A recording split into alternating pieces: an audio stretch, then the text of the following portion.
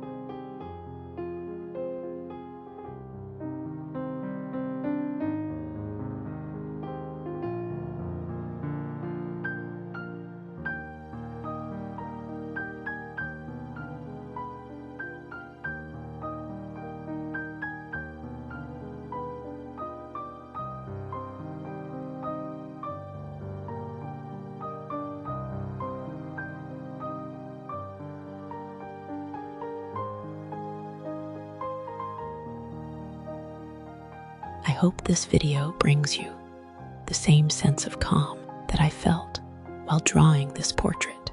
Thank you for being here. See you in the next drawing.